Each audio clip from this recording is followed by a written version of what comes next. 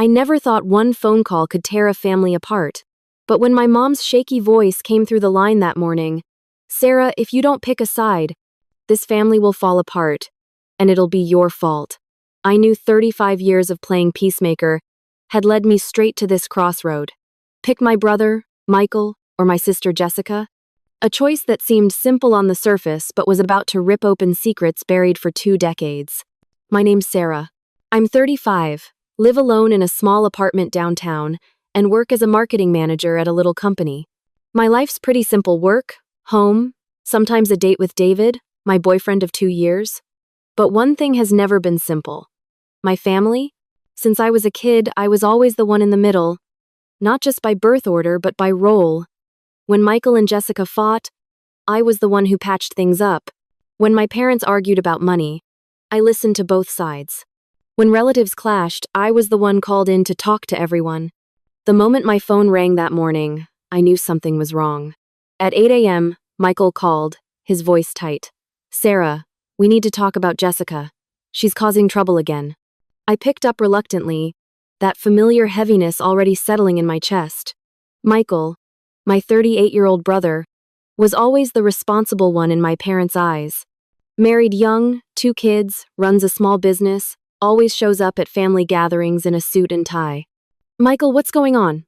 I asked, pouring coffee into my mug, my hand trembling a little. The heavy sigh on the other end told me this was going to be long. "It's about Mom and Dad's anniversary party. Jessica's ideas are completely insane, and they're stressing our parents out. They told me to fix it, but she won't listen." "Oh?" Right then, it felt like someone had dropped another rock onto my shoulders. Less than 2 hours later, Jessica called. My 32-year-old sister, the free-spirited artist with dyed hair and a lifestyle my parents like to call too much freedom. She lived in a little studio, painted, did freelance design work, never had a steady income, but was always chasing freedom. "Sarah, can you believe this? Michael's trying to control everything again." Her voice shook with anger. "He wants to turn Mom and Dad's party into some kind of showcase for his own success." As she vented, that old helplessness rose in me, the feeling of being stuck between 2 people I love, locked in a fight I couldn't win. Then came the third call. Dad. Robert, 68. His deep voice tired but gentle. "Sarah, sweetheart, I need your help. Michael and Jessica are making your mom so worried about this party. You know, you've always been the wisest one in the family." Oh, and with those words, the full weight of their expectations landed on me again, just like it always had. This is how my family worked. Anytime there was conflict, I was dragged in as the middle ground. Nobody asked if I wanted to. Nobody asked if I was tired of it. They just assumed Sarah would fix it. Sarah would smooth things over. And Sarah would sacrifice her time and energy so everyone else could avoid hard conversations. But that morning, when I set the phone down after Dad's call, something inside me shifted. I looked out the window and saw strangers walking by, each with their own lives, their own problems. They didn't have to solve everyone else's fights. They didn't have to be the emotional anchor of an entire family. In that moment, I saw a glimpse of my future, a version of me at 45, 55, still sitting by the phone, still listening to complaints, still trying to mend conflicts I never caused. Before I tell you about this family war, you need to understand that on the outside, we looked like any other family. Robert and Linda, my parents, had been married for 42 years. Dad worked in construction, and Mom was an accountant before she quit to take care of us. They lived in a 2-story house in the suburbs, with a small garden and a pickup truck parked out front. But behind those smiling family photos in the glass cabinet, there was an unspoken system of expectations and silent rules everyone had to follow. Right after Mom's tense phone call, Michael called again. This time, he wasn't calm anymore. "Sarah, do you get it? Mom and Dad's 45th anniversary is only 3 weeks away." His voice shook with stress. "This isn't some small thing. The whole extended family will be there. Grandma Linda's 82 now. This might be the last big family event she'll ever make it to." When he stressed how important it was, I felt pressure tightening around my chest like an invisible belt. "So what exactly is the problem?" I asked, even though deep down I already knew the answer. Michael let out a heavy sigh before explaining. "Jessica wants this so-called modern party. She says traditional is outdated. She wants to rent a fancy bar downtown, hire a jazz band, do a fusion menu. Can you believe that? Fusion. For Mom and Dad's anniversary. As soon as he described Jessica's idea, I could see both sides, but my head already hurt from how complicated it was. And what do you want? I asked. I want to do it right, Sarah. Ceremony at the local church, reception in the community hall, the traditional food Mom and Dad love, speeches from the kids and grandkids. Classy, meaningful. He paused, then added with conviction, I even arranged for Matthew and Emma to do a little performance for their grandparents. That's the right way to honor the two people who sacrificed their whole lives for us. Listening to him, I wavered between admiration and suspicion about his real motives. But it didn't end there. 2 hours later, Jessica called, and her version was completely different. Sarah, do you know what Michael told Mom and Dad? Her voice shook with anger. He said my idea was disrespectful to family tradition and that I just wanted to show off my art world friends. Instantly, frustration bubbled in me when I realized Michael hadn't been fully honest about his conversation with her. I just want Mom and Dad to have a party they'll never forget, Jessica said. They've worked hard their whole lives, why not let them enjoy something special? Michael wants a carbon copy of the 30th anniversary. Same place, same food, same decorations. You remember that, right? The one so boring half the relatives left by 8 o'clock. When she brought that memory back, I could picture it clearly, tables half empty before the night was even close to done. But do you know why he has to control everything, Sarah? Jessica pressed, her voice bitter. Because Michael always needs to look like the perfect son.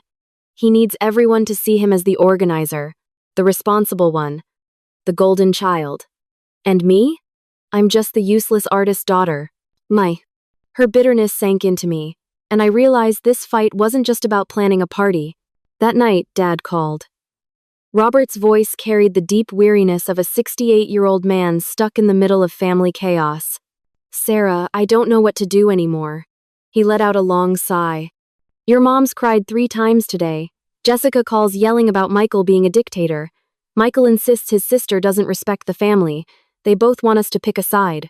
The moment he described Mom crying all day, my heart clenched with guilt and worry. But you know what, sweetheart? Dad's voice went hoarse. We don't want to pick sides. We just want a beautiful party with all our kids and grandkids together.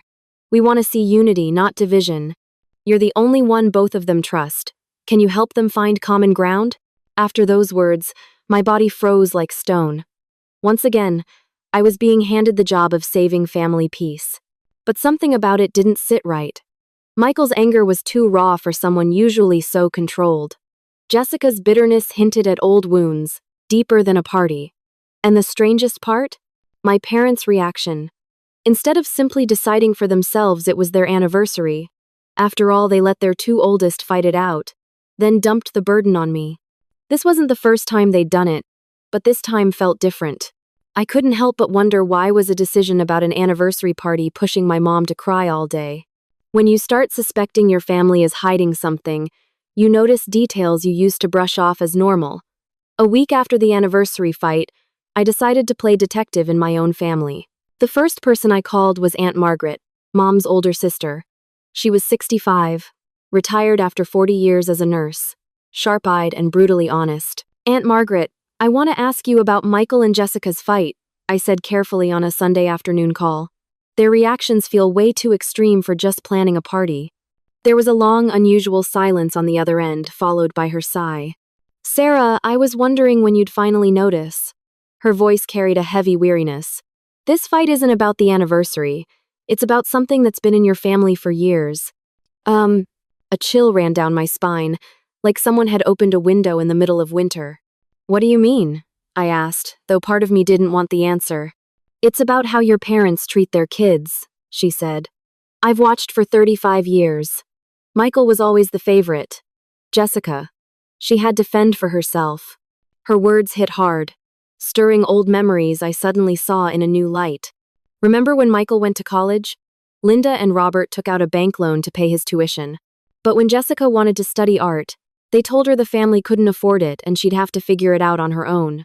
I flashed back to Jessica working 3 part-time jobs her senior year just to save for school.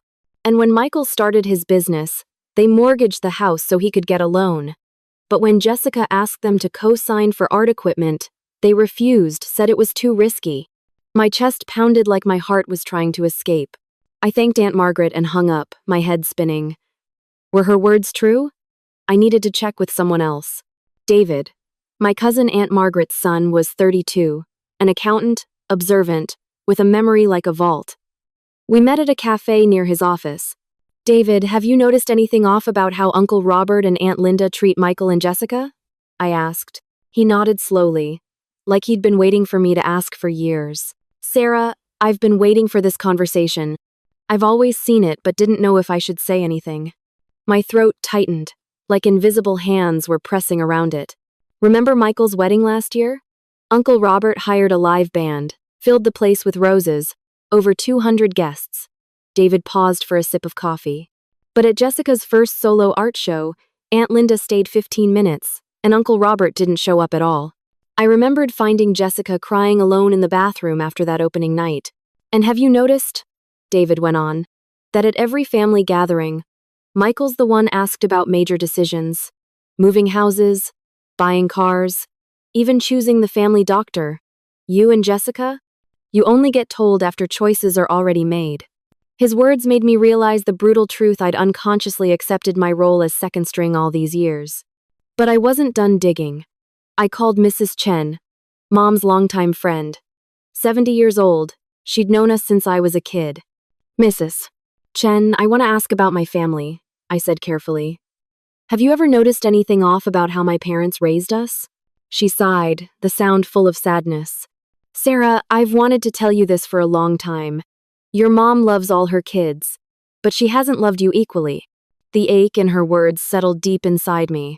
Every time I see your mom, she brags about Michael, his work, his house, his kids. When she mentions Jessica, she just says, she's still finding her path.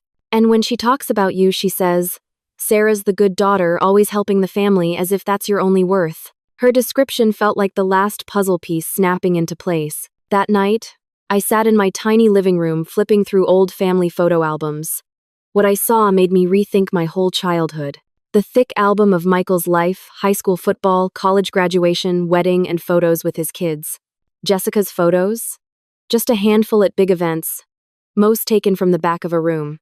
And me? Most shots were of me helping someone, hugging Jessica when she cried, helping Michael with homework, massaging Mom's head during a migraine. Rarely is the center of any photo. In that moment, I realized I'd lost something precious. I could never get back a childhood where my own needs mattered. But the scariest part was knowing the anniversary fight was only the surface. Underneath was a whole system built on unfairness. And I'd been part of it for 35 years. That night, I knew this was just the beginning of a chain of events that would forever change how I saw my family. There are times in life when you feel like you're living inside a pressure cooker, and someone just keeps turning up the heat. The week after I uncovered all the family's unfairness, the pressure started building in terrifying ways. Michael called every single day. Not quick check-ins, but 30 to 45-minute marathons where he repeated over and over why Jessica's ideas were completely wrong. Sarah, you've got to understand, Jessica doesn't think about consequences, he pressed during a Monday morning call. She wants to rent a bar downtown. Do you know what parking costs there? Aunt Linda's 65, how easy is it for her to get around in that kind of place? His logic about convenience for the older relatives made sense on paper, but something in his tone made me uneasy. And the cost, Sarah? Has Jessica even budgeted this? Does she have a clue about managing expenses? His voice grew tighter. In the end, guess who'll have to pick up the pieces when things spiral out of control? Me. Like always. La. Hearing his complaints about carrying the financial load, I couldn't help remembering what Aunt Margaret said about our parents mortgaging the house to fund his business. But Jessica wasn't letting up either. She called at insane hours, 6 a.m. before I'd had coffee, 11 p.m. when I was ready to crash, even right in the middle of my work meetings. Sarah, I can't sleep, she whispered at 2 a.m. on Wednesday. Her voice shook. I keep picturing Mom and Dad trapped in another boring party. This might be their last chance to have something truly memorable. When she said, last chance, a deep sadness hit me, thinking about my parents' age. Michael doesn't get art or beauty or creating moments people never forget. Jessica sobbed into the phone. He only knows rules, safety, doing the same old thing. But you know I'm not like that, right? Her tears twisted guilt in me, like I was failing her by not taking her pain away. Then the extended family started chiming in. Aunt Margaret urged me to back Jessica because she's been overlooked too long. Uncle Thomas, Dad's brother, called to say Michael was more responsible and I should be realistic. Even David, my cousin, weighed in. Sarah, I don't want to pressure you, but everyone's waiting on your decision. People are talking about this.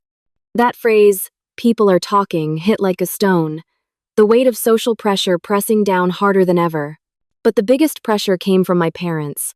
They didn't outright ask me to pick sides, but the way they talked made it clear. Family peace depended on me. Sarah, I don't know what to do anymore, Mom admitted one Thursday afternoon, her voice tired and shaky. Jessica calls crying, saying no one loves her. Michael keeps hammering on about duty and tradition. I just want a nice party where nobody's crying. Hearing her describe the tension made guilt slam into me.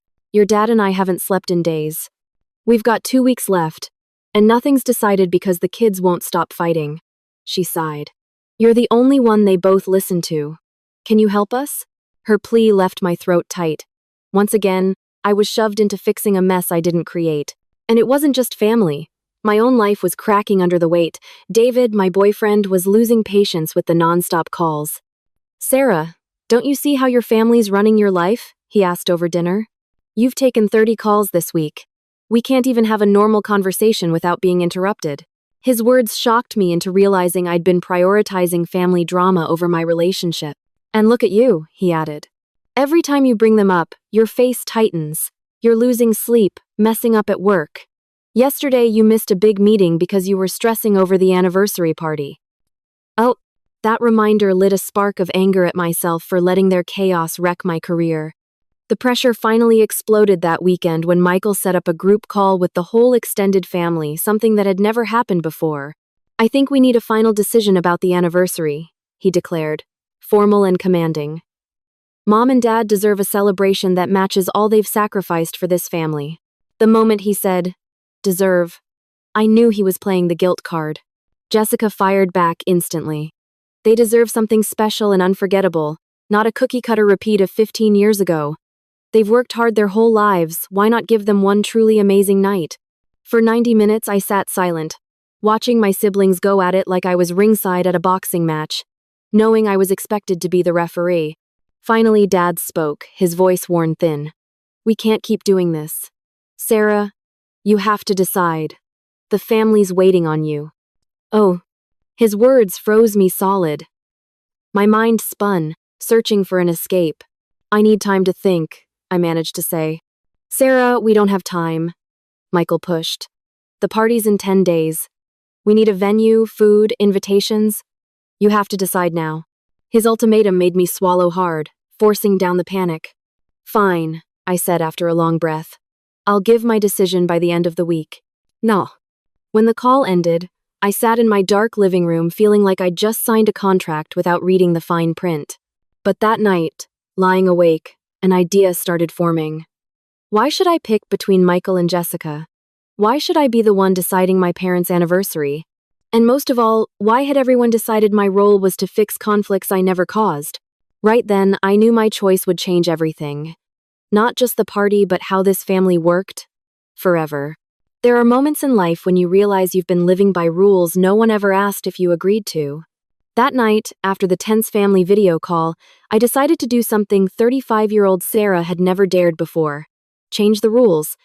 Saturday morning, instead of waiting for someone to call and pile on the pressure, I reached out to Michael and Jessica myself, but not to give them the decision they wanted. Michael, can we meet? I've got something important to talk about, I said, my voice steadier than ever. He sounded surprised at my tone. So you've decided whose side you're on?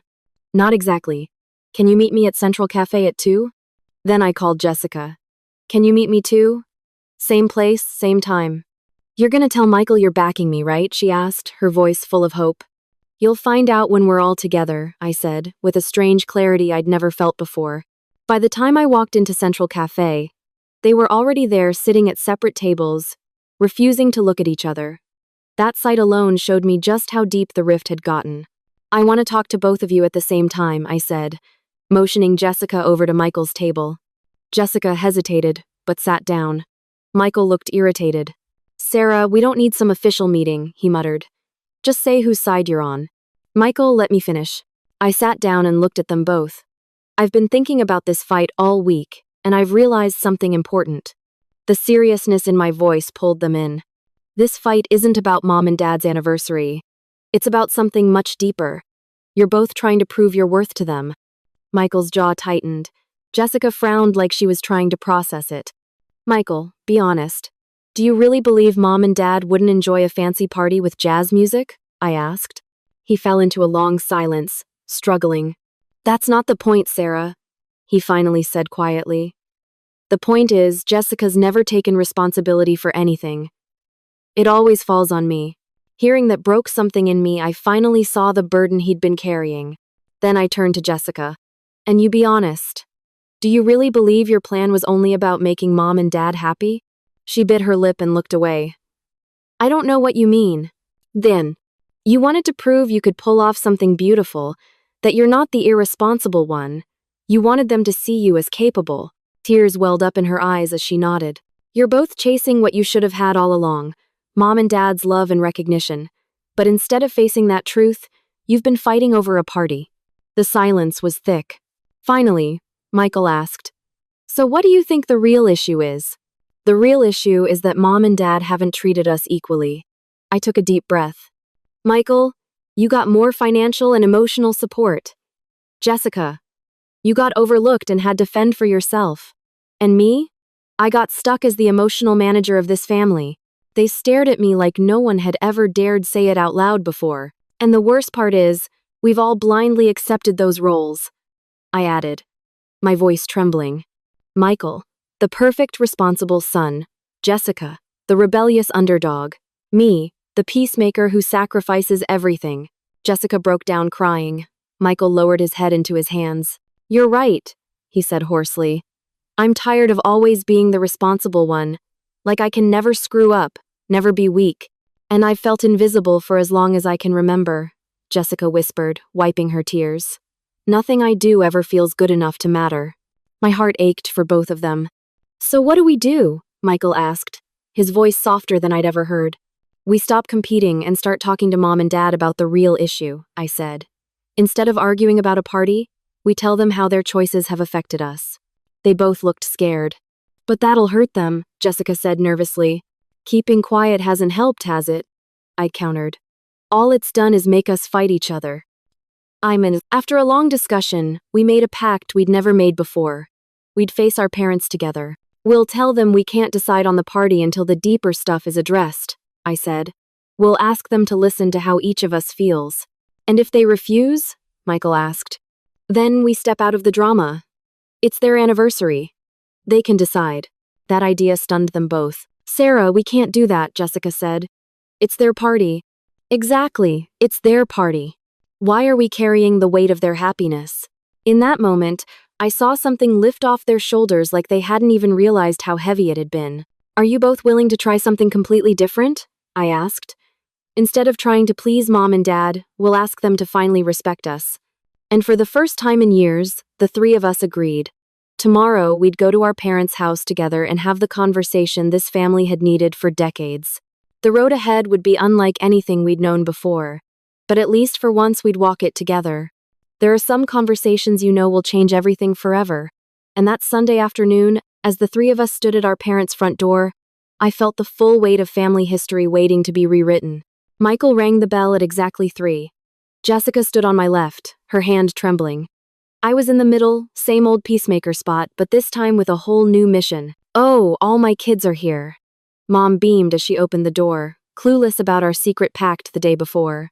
You've come to tell us your decision about the anniversary, haven't you? Seeing the hope in her eyes made guilt sink heavy in my chest. We need to talk about something important, I said, keeping my voice gentle but firm. Dad walked out from the living room, wearing a blue polo and khakis, looking like a man about to hear good news. So you've decided? I'm glad you finally came together. His optimism felt like a sandcastle I was about to knock down. Can you sit, please?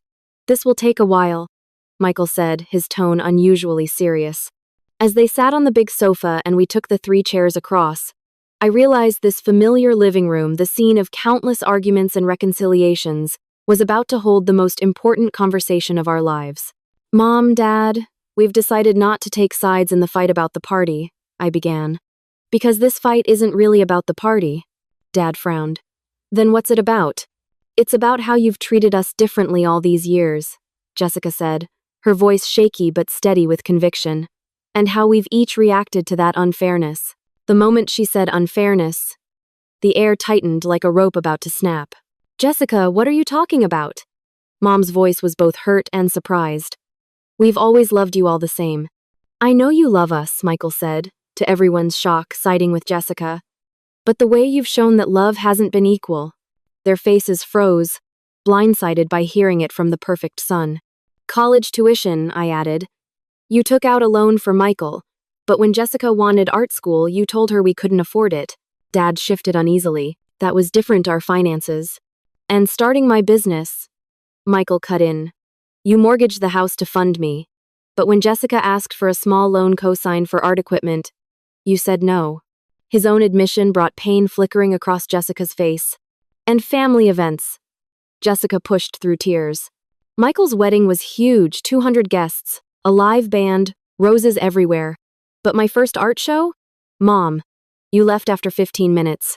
Dad, you didn't even come. And Mom's eyes brimmed. You don't understand the circumstances. We do understand, I said softly but firmly. We understand you had reasons. What we need you to understand is how those choices shaped the way we've felt about ourselves and our place in this family. Sarah's right, Jessica whispered, wiping her eyes. I felt invisible my whole life. Nothing I did was ever important enough compared to Michael. Mom clutched her chest like she'd been hit. And me? Michael admitted, voice raw. I've lived under the pressure to be perfect. No mistakes. No weakness. Always the responsible one, always carrying the weight. Dad blinked. Pressure? I thought you liked being recognized. I like being recognized, Michael said. I don't like it tied to the expectation that I can never fail. Or that I have to fix every family problem. That was my cue. And I've been the fixer. Every conflict, every fight, you all dumped it on me. I've sacrificed my own needs just to keep peace. But you're good at it, Sarah, Mom said, confused. You always make everyone feel better. Being good at it doesn't mean I wanted to, I said, my voice steady in a way it never had been before. I've carried that role for 35 years, and it's cost me. Silence crashed down. Finally, Dad spoke. We never meant to hurt you. We thought we were doing our best. We know you meant well, Jessica said. But the result was years of us competing for the love we should have had without question. Mom began to cry. I didn't know. I didn't know you felt that way. And that's why we're here, I said. Not to argue about a party, but to have an honest conversation about how this family works. So what do you want? Dad asked, his voice trembling. We want you to admit it hasn't been equal, Michael said. Not to blame, but so we can start building something healthier. Dad was quiet for a long time. Maybe we weren't completely fair, but you have to understand there were pressures you didn't know about. The moment he said, pressures you didn't know about, a chill spread through me. Something bigger was buried here. What pressures, Dad? I asked, even though part of me wasn't sure I wanted the answer. Mom and Dad exchanged a look full of fear and hesitation, like they were silently debating whether to finally tell us. You're grown now. Maybe it's time you knew the truth, Mom whispered. Our choices weren't just about love. There were circumstances that forced our hand. And in that instant, I felt like I was standing on the edge of a cliff. Whatever they were about to reveal would change everything we thought we knew about our family. There are moments when you realize everything you believed about your family was just a thin coat of paint hiding the truth. And when Mom sat there with tears in her eyes, about to reveal those forced circumstances, I felt like I was watching the collapse of our entire world. What do you mean, forced circumstances? Jessica asked, her voice shaky, her hand gripping the chair. Mom looked at Dad, almost asking permission. He finally spoke, his voice unsteady. Do you remember about 15 years ago when Sarah was 20 and I suddenly changed jobs?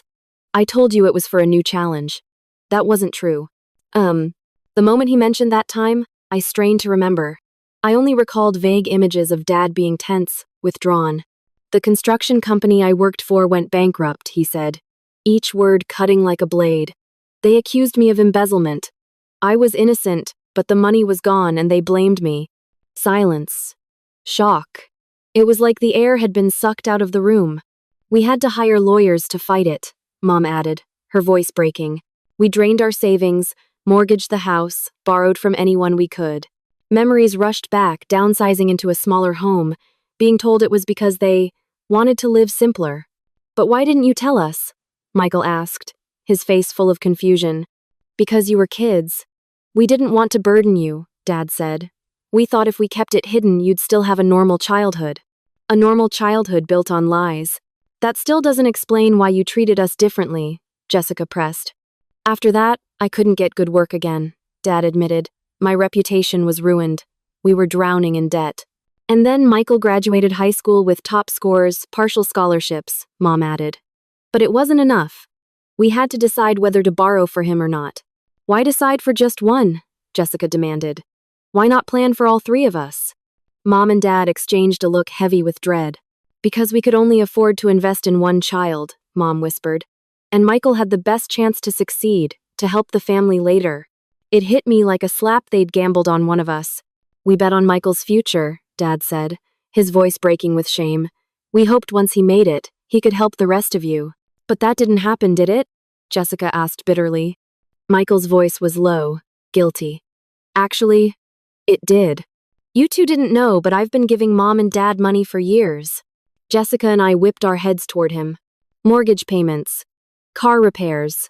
Mom's surgery last year, he listed. I kept quiet because I didn't want you to feel pressured. My body shook.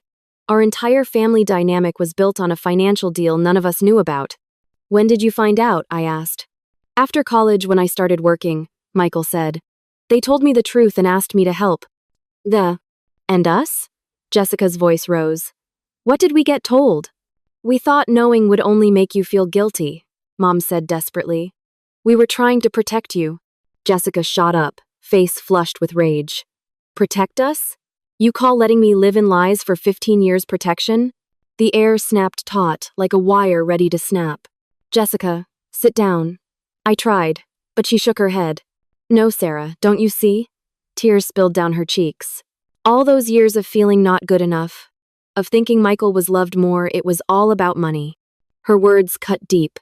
Every scar, every resentment, suddenly traced back to decisions made in desperation. You don't understand the pressure we were under, Dad tried. We had to make choices no one wants to make. But why not let us choose too, I asked. Why not tell us the truth and let us face it together? He paused, then admitted quietly. Because I was ashamed. I failed in my career. I couldn't protect this family. I didn't want you to see me that way. Compassion and fury tangled inside me. Don't you get it? Michael said. Your silence left us broken. I lived with crushing pressure to succeed, to pay back something I didn't even know I owed. And I lived thinking I was worthless, unlovable, Jessica cried. That you didn't invest in me because I wasn't worth it. Mom sobbed. Jessica, I'm so sorry. I never wanted you to feel that. And Sarah, Michael added, turning toward me. You've carried every family conflict because Mom and Dad couldn't face the truth of what they'd created. It was like my whole life snapped into focus in seconds. And the worst part, I said, voice shaking, is we spent 15 years blaming ourselves and fighting each other when the real problem was that you were too scared to tell us the truth. Silence fell like a stone. For the first time, we were all sitting in the wreckage of the lies. So what now? Jessica whispered, her voice drained. And in that moment I knew. This wasn't just the end of the lies. It was the painful beginning of rebuilding a family on truth, a process that would hurt far more than living in the illusion ever did. When a tsunami hits, the real destruction isn't the first wave, it's what happens after, when everything built on shaky ground collapses. In the days after that revelation at my parents' house, I watched my family fall apart in ways I never imagined. Jessica was the first to disappear. She stormed out that night and ignored every call for 3 days. When I finally went to her tiny studio, she was sitting on the floor, surrounded by half-finished paintings and crumpled sketches. I don't want to talk to anyone, she rasped, her voice raw from crying. Especially not to hear more excuses. Seeing her like that cut me to the bone. How do you feel? I asked, sitting down beside her. Do you know what it's like to realize your whole life was a lie? She looked at me with swollen eyes. I spent 15 years thinking I wasn't good enough for Mom and Dad's love. Turns out it was all about money. My throat tightened. Do you know how many opportunities I turned down because I thought I wasn't worth it? She went on. I rejected an art scholarship in another city. I turned down a big exhibit because I was scared of failing, of disappointing them more. My chest pounded. Every lost chance traced back to wounds she never deserved. I've lived like an outsider in my own family, Jessica sobbed. And now I know it wasn't because I wasn't good enough. It's because they decided I didn't deserve the truth. Michael wasn't doing any better. When I called him after seeing Jessica, his voice sounded hollow, weighed down by guilt. Sarah, I haven't slept since that night, he confessed. I keep thinking about every time you and Jessica felt excluded while I knew the truth and stayed quiet. You were trying to protect us, I reminded him. No, he said, his sigh heavy. I was protecting myself. I went along with Mom and Dad. I thought silence kept us safe. But really, I was part of the damage. And then he said the line that broke me. I was the privileged victim, Sarah. I benefited from the unfairness, whether I wanted to or not. Our parents, they were unraveling too. Mom called me every day, her voice shaky with guilt and panic. Dad went silent, not answering anyone. Sarah, I don't know how to fix this, Mom sobbed over the phone. Jessica won't talk to me. Michael just keeps apologizing. You're the only one still listening. I knew what was coming before she said it. Can you talk to Jessica for me? Tell her I'm sorry. Tell her I love her as much as Michael. You've always been so good at keeping this family together. But this time I was done. No, Mom, I said, firmer than ever. I can't be the go-between anymore. If you want to apologize to Jessica, you have to do it yourself. Silence, shock. But you've always helped us through the hard times, she whispered. And that's the problem, I told her. I've spent 35 years managing everyone else's emotions. Now it's time for you to take responsibility for your own. Even with David, my boyfriend, the truth stung. When I told him everything, he sat quietly before finally asking, Sarah, do you even realize how you've been living? What do you mean? I asked, though I already knew. You've let your family control your whole life, he said gently but firmly. You've sacrificed our relationship, your career, your happiness just to keep peace in a family built on lies. His words hit like lightning. Do you ever ask yourself what you want? He pressed. Not what's best for the family, not what keeps everyone happy, what you want for you? I couldn't answer. I hadn't asked myself that in years. Work was unraveling too. My boss called me into his office. Sarah, I know you're going through a rough time, Mr. Wilson said kindly. But your performance has dropped a lot this past month. Do you need time off to deal with things? That was the moment I realized how much the family drama had consumed me. I was slipping at the one place I'd built for myself outside of them. That night, I sat in my little apartment staring out the window. My phone lit up nonstop, Mom begging, Michael apologizing, even Aunt Margaret checking in. But I didn't pick up. For the first time in my life, I let the family sit in the storm they created. I didn't rush in to soothe, to fix, to make everyone feel better. And it felt terrifying. And freeing. Freeing. Because for once in 35 years, I wasn't carrying everyone's emotions. Terrifying. Because without that role, I wasn't sure who I was. In the silence, I finally heard a voice I hadn't heard in decades, my own. And it whispered, it's time to live for yourself. In that moment, something shifted deep inside me, like spring quietly waking the earth after a long, brutal winter. Sometimes you have to tear down an old house to build a new one on solid ground. And 6 months after the family explosion, we began the slow work of rebuilding, this time on honesty instead of convenience. The first change started with me. After weeks of feeling lost without my role as peacemaker, I finally did what I'd needed for years. I found a therapist. Sarah, do you realize you've spent your whole life managing other people's emotions? Dr. Martinez asked during our third session. Do you even know what your own needs and wants are? The question stopped me cold. I want a life where I don't have to worry if everyone else is happy, I said slowly. I want to be able to say no without feeling guilty. That's a good start, she nodded. And when it comes to your family, what do you want? A mix of sadness and hope welled up in me. I want real relationships, not ones built on roles and expectations. Jessica was the first to reach out. One Thursday afternoon, her voice was calmer than I'd heard in months. Sarah, I've been thinking a lot, she said. I think we need to meet and talk about us. Not Mom, not Michael, just us. Those words lit a spark of hope. We met at Central Cafe, the same place we'd once staged our sibling intervention. Jessica looked different this time. Not angry, not broken, but grounded.